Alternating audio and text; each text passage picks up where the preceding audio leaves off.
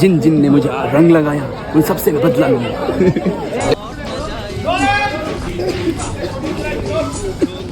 হোলি হে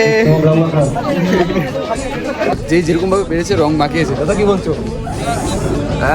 এখনো কিছু হয়নি, আসল খেলা এবার শর্টে হবে।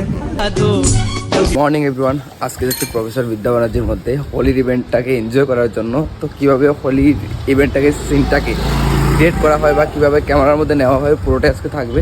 দেখতে পাচ্ছ এখন বেরিয়েছি, আর কিছুক্ষণের মধ্যে ওইখানে পৌঁছে যাবো। পুরোটা ব্লগ এনজয় করো, অনেক এনজয় হতে চলেছে। চলো, প্রফেসর বিদ্যা ব্যানার্জি মানে দার্শনিক 2, ওইখানে যাওয়ার জন্য প্রথমত আমরা মেট্রো স্টেশন চলে আসলাম। দেন বাইরে মেট্রো চলে আসবে, দেখতে পাচ্ছ এখন।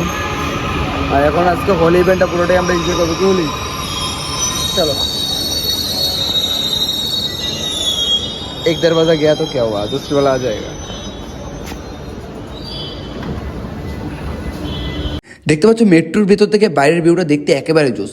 তা দেখতে দেখতে আমরা চলে আসলাম পরবর্তী স্টেশন ভাসদ্রোণী এলাকা। আর এখানে এসেই বেশি দেরি না করে অটোর লাইনে দাঁড়িয়ে পড়লাম। কলকাতার এই জিনিসটা একদমই দুর্দান্ত, অটোর লাইন বা যে কোনো গাড়ির লাইন না মেনটেন করলে তোমাকে কোনো গাড়ি নিয়ে যাবে না। সো আমরা ছিলাম 5 জন দার্শনিক 2তে যাওয়ার যাত্রী, তাই একটা অটো রিজার্ভ করে চলে আসলাম বালক সংঘ এরিয়াতে।